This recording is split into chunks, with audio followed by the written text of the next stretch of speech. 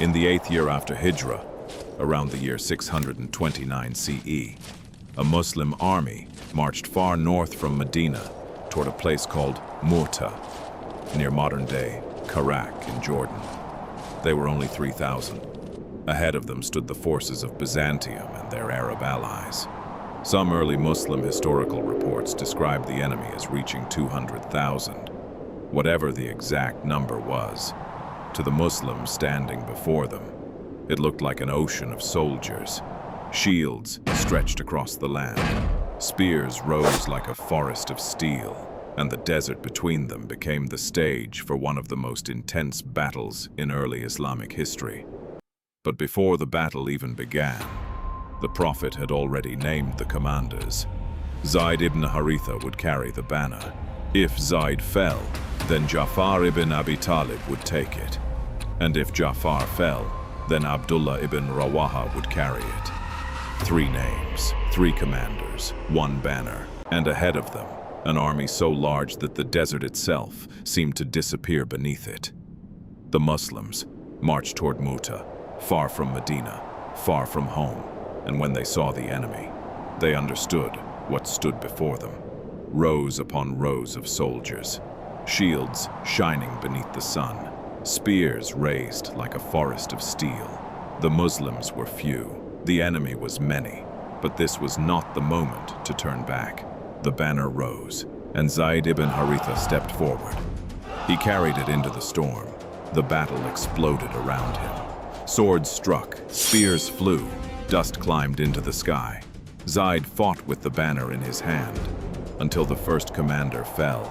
For a moment, the banner dropped toward the earth, and every eye turned to it. Because if the banner fell, the hearts of the army could fall with it. Then Jafar ibn Abi Talib rushed forward, the cousin of the Prophet, peace be upon him, the brother of Ali, the man who had once spoken for the Muslims before a king in Abyssinia, now stood in the middle of a battlefield. He seized the banner, and the Muslims saw it rise again. Jafar did not step backward. He stepped forward, into the pressure, into the arrows, into the blades. The enemy closed around him, but he held the banner high. Then the strike came. His right arm was cut. The banner almost fell, but Jafar caught it with his left hand. The battle raged. The dust swallowed him. Another strike came. His left arm was cut, and still the banner did not fall.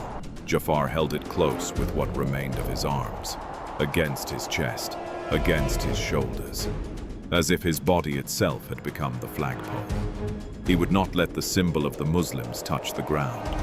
The soldiers around him saw wounds cover his body, but they did not see his back, because Jafar did not turn away.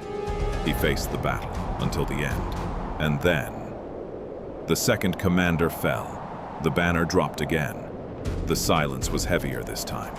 2 commanders had fallen, 2 giants had been taken, but the battle was not over. Abdullah ibn Rawahah stepped forward. He took the banner. He knew what had happened to the men before him. He knew what carrying it meant. But courage is not the absence of fear. Courage is moving forward while fear is still there. So Abdullah moved forward. He carried the banner into the chaos. He fought, he held, he stood. Until the third commander fell. Now the Muslim army stood at the edge of disaster. 3 commanders had been martyred. The enemy pressed forward. The dust grew darker. The line began to shake. Then a warrior stepped through the chaos. Khalid ibn al-Walid, new to Islam, but already known for war.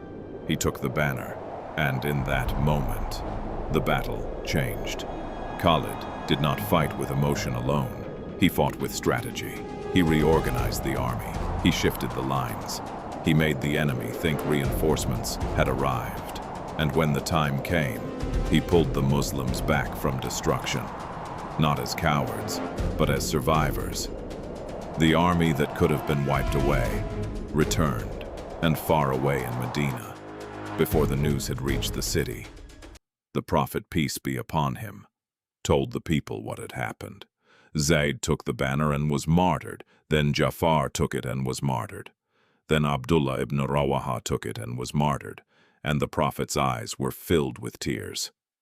Then he said, "The banner was taken by a sword from the swords of Allah, and Allah granted victory. That sword was Khalid ibn al-Walid." But the story of Muta was not only about survival. It was about a banner that kept rising, a commander who fell, then another who carried it, then another, until the battlefield learned that faith was not carried by one man alone. At Muta, 3 commanders fell, but the banner never died.